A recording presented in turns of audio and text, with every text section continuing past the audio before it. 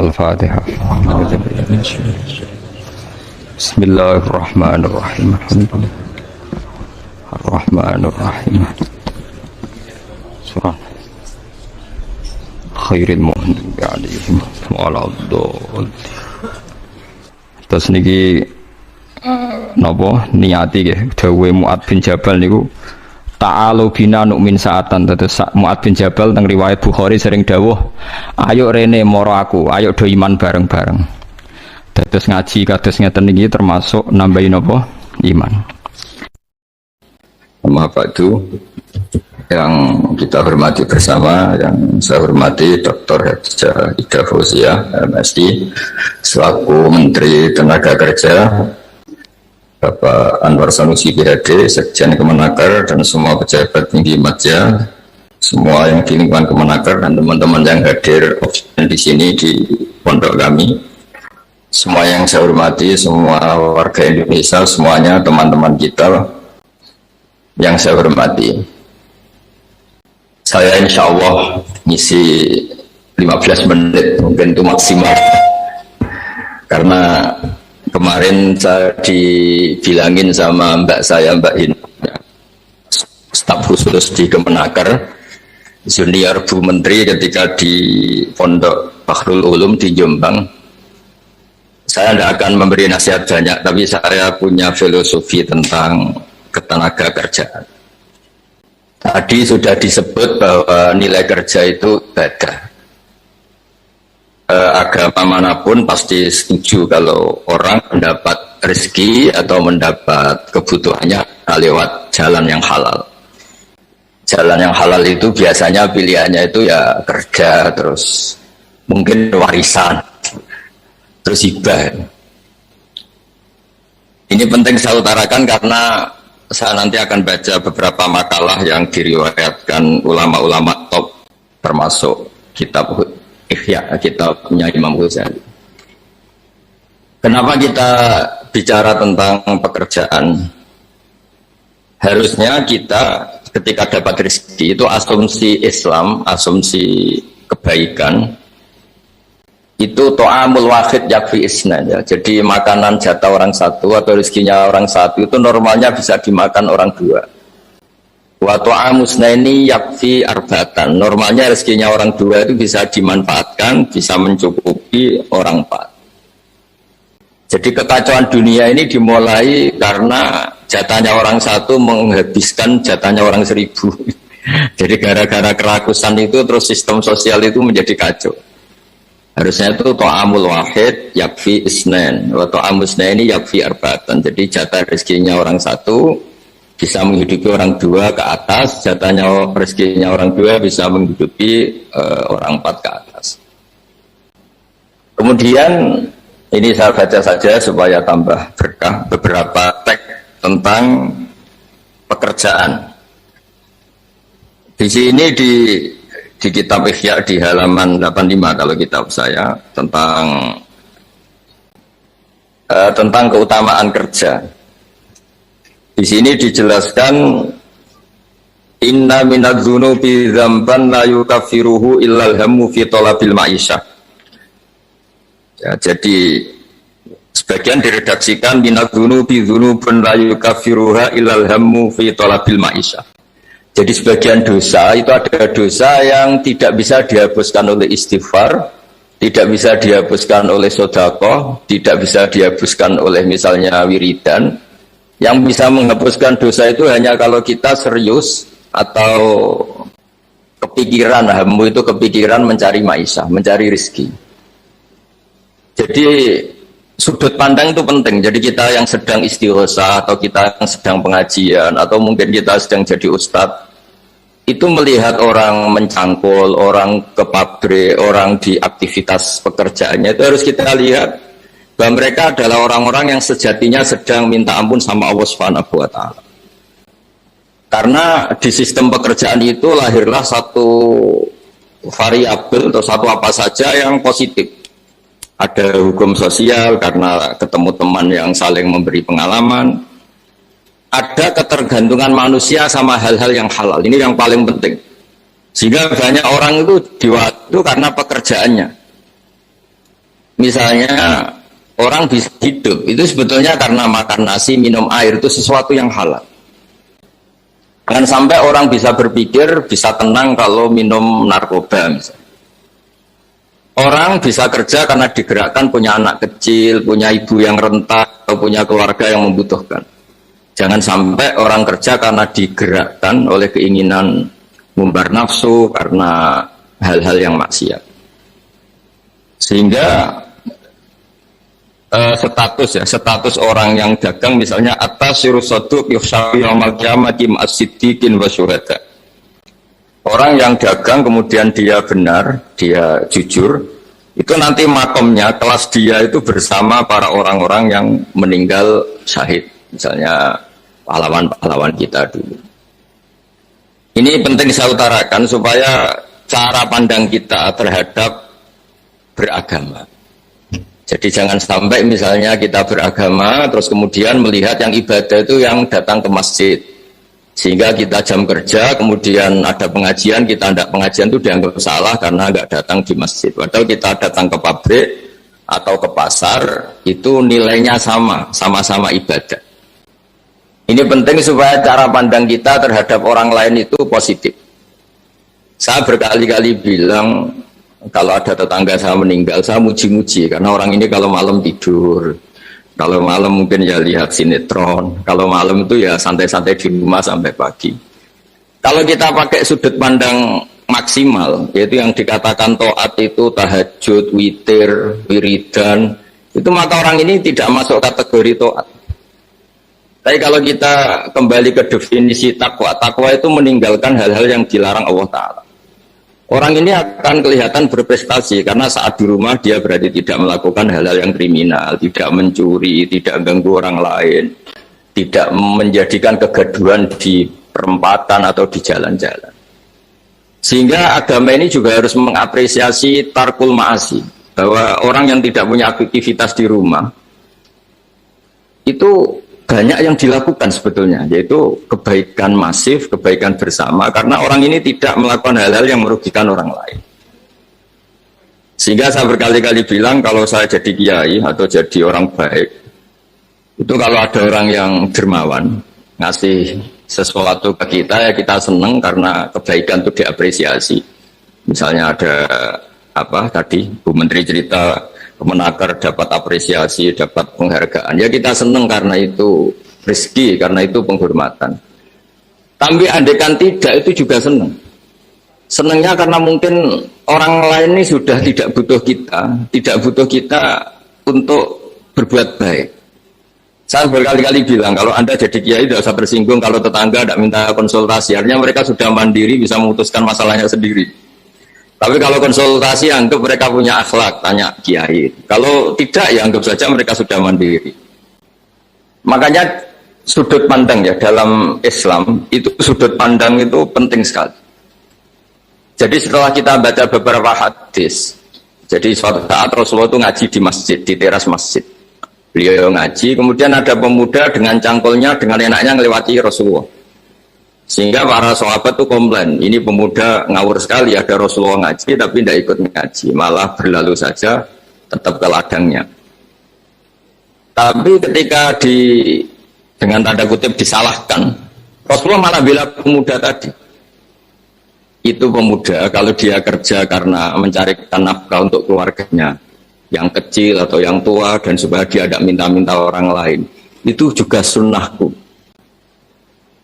Sehingga bentuk sunnah Rasul itu tidak harus orang datang ke pengajian, kemudian orang ikuti fatwa kita, mu'idhah kita. Mungkin teman-teman yang sedang bekerja itu tidak lagi mendengarkan ngaji, sudah melakukan isi pengajian. Jadi yang lain baru mendengarkan, yang itu sudah melakukan isi pengajian. Makanya kalau di daerah saya banyak, kenapa kamu tidak datang ngaji? Saya lebih ngaji dari Pak Kiai. Kenapa? Pak Kiai kan yang menyarankan supaya kita baik sama orang tua. Saat Pak Kiai pengajian, saya ngurmat orang tua saya di rumah sakit. Tapi kadang-kadang kita pakai ukuran kita sendiri. Yang nggak datang pengajian itu orang jelek karena nggak mau datangin pengajian. Padahal jangan-jangan yang sedang di rumah itu yang sedang melakukan isi pengajian itu. Ya dia tidak datang karena ngerawat orang tuanya, karena sedang asik dengan istrinya. Itu juga harus disebut bagian dari kebaikan. Karena dalam kebaikan Islam Nabi pernah ngendikan wa fi buti ahadikum shadaqah. Kamu kumpul dengan istri kamu itu sedekah. Sampai sahabat protes, "Ya Rasulullah, masa ayati ahaduna syahwatahu wa walahu ajrun?" Masa urusan seneng-seneng sama istri dia dapat pahala? Terus Nabi menjawab, "Alaysa law wada'aha fi haramin akana alaihi wisrun." Kalau pelampiasan syahwat itu untuk hal yang negatif atau yang haram, dia akan dosa. Maka ketika meletakkan yang benar, dia juga dapat pahala. Jadi pahala itu segampang itu. Orang asik dengan anaknya, dengan cucunya, bercengkrama di rumah. Itu ya pahalanya besar. Karena saat itu berarti dia meninggalkan maksiat, dia tidak hura-hura dengan sesuatu yang dilarang agama. Nah pekerjaan juga gitu. Mungkin orang lain dapat uang karena transaksi narkoba. Mungkin orang lain dapat uang karena kejahatan. Mungkin orang lain dapat uang karena menipu.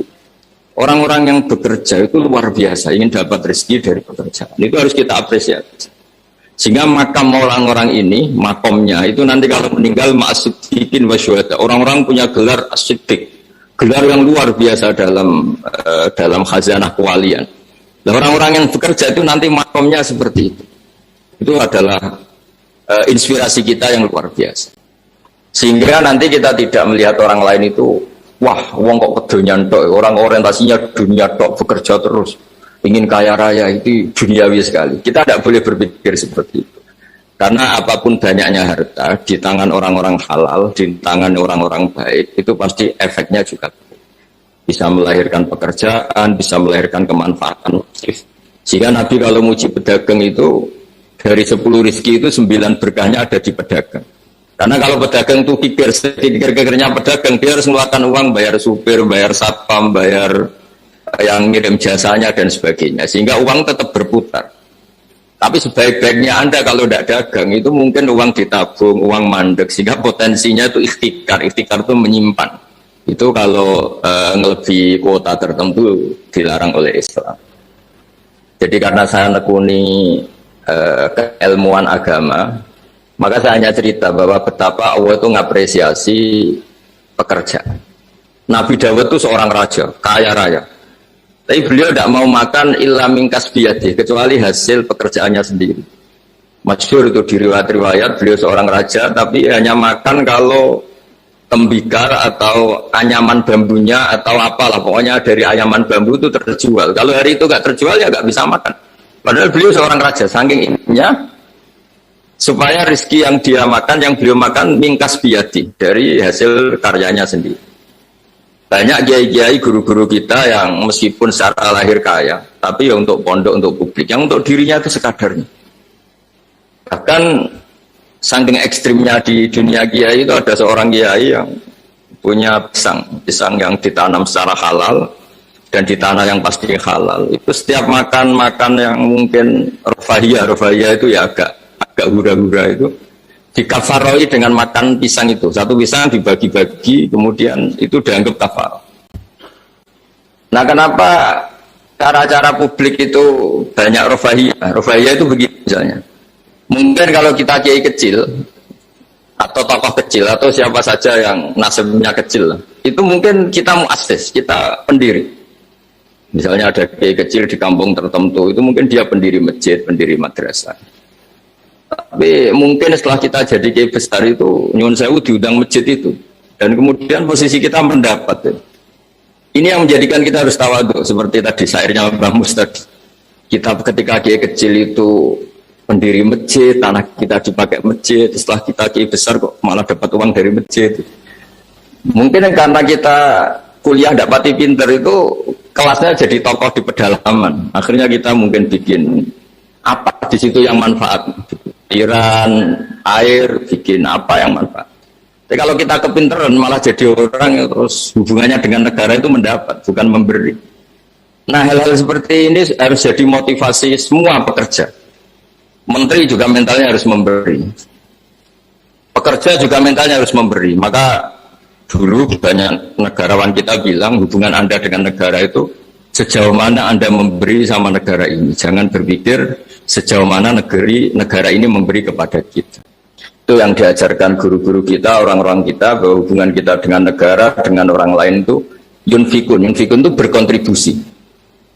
Sehingga saya ini termasuk kiai yang kalau ketemu orang yang terlalu baik sama saya ini saya sungkan, karena hubungannya saya mendapat. Tapi kalau ketemu orang yang lebih lemah mungkin saya lebih pede karena hubungan kita ini memberi. Itu yang diajarkan al-yadul ulya khairum min al-yadis sufla. Bahwa tangan yang atas lebih baik ketimbang tangan di bawah. Makanya saya mohon kementerian semuanya lah kita hubungan dengan bangsa kita, dengan masyarakat kita, dengan rakyat kita, hubungan memberi, bukan hubungan mendapat.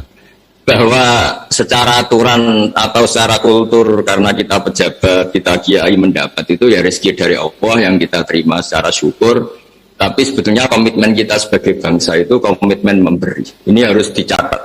Karena Islam mengajarkan ma'aliyal umur, mental-mental yang mulia. Mental mulia itu ya mental heroik, mental memberi, mental berkontribusi. Bukan mental nyuwun sewu, mental hanya ingin mendapat. Itu bukan mental yang ma'aliyal umur, bukan mental yang terhormat. Jadi saya mohon ini mungkin ya harus saya sampaikan karena memang supaya orang itu melihat bahwa pejabat itu mikir kita, mikir negara. Presiden juga gitu, kiai juga gitu. Semuanya harus diartikan mereka itu berpikir keras untuk kita. Tapi kalau kita orang yang mungkin agak nyun sewu, agak dengki atau agak hasad, berpikirnya tuh enak jadi pejabat, enak jadi kiai besar, enak jadi ini itu. Itu jadi kita repot. Makanya tunjukkan bahwa kita adalah orang yang bermental heroik, orang yang bermental berkontribusi, orang yang bermental khairunas anfa'uhum linnas. Terus yang terakhir, karena tadi banyak membaca puisi banyak saja dan saya senang sekali, tapi saya mau cerita tentang keunikan dunia wali. Dulu itu ada seorang wali jadi pegawai penjaga kebun, padahal seorang wali dia penjaga kebun anggur. Jaga kebun anggur karena dia wali hanya jaga aja. Bertahun-tahun dia jaga di situ, mungkin 10 tahun. Suatu saat majikannya datang. Saya ambilkan anggur terbaik yang paling manis. Karena dia agak pengalaman ngambil yang merah merona, yang tidak kehitam-hitaman diambil. Ternyata kecut sekali, masam sekali. Majikannya marah-marah. Kamu kerja di sini 10 tahun tidak pengalaman. Harusnya kamu bisa membedakan mana yang manis, mana yang masih masam. Ya saya ini kan kiai, jadi tidak pernah ngambil sesuatu yang tidak hak saya. Kira-kira kalau Anda punya karyawan seperti itu tuh bingung apa Anda? Kalau dibilang khianat, tidak pernah khianat, tapi akhirnya nggak bisa disuruh karena nggak pengalaman.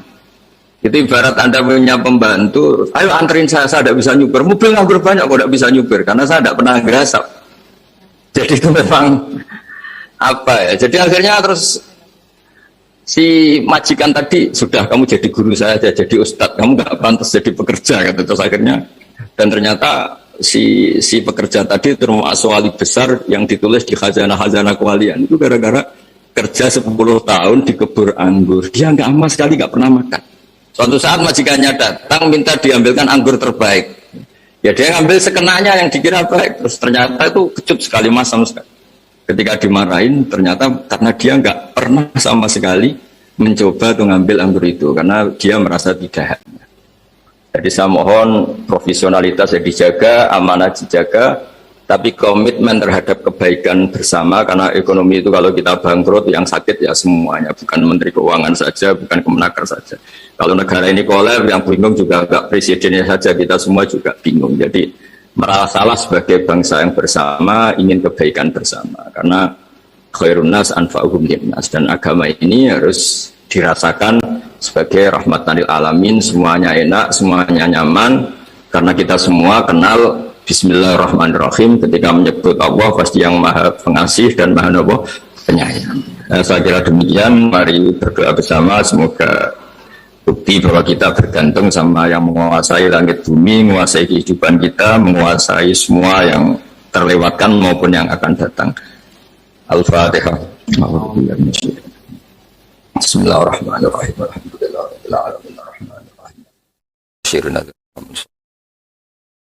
As'aluka bi anna lakal hamda la ilaha illa anta al-hannan al-mannan. Ya badi as-samawati wal ardi ya hayyu ya qayyum ya dzal jalali wal ikram. Antarzuqona ya Allah husnal muamalati fi ma baini. Waj'alna aminin mutmainin alladzina la khaufun 'alaihim wa lahum. Waj'al baldatana ya baldatan mutmainnat. Ya'tina ya warisku karahotan warzuqna insyirahus sadri laka warzuqna salimin ghanimin wa'afin min kulli bala'id dunya al akhirah. Rabbana atina fid dunya hasanah wal akhirati hasanah Sallallahu ala sayyidina Muhammad sallallahu alaihi wa barakatuh. Subhana rabbika rabbil izzati amma yasifun. Wassalamu ala al mursalin. Alhamdulillahi rabbil alamin.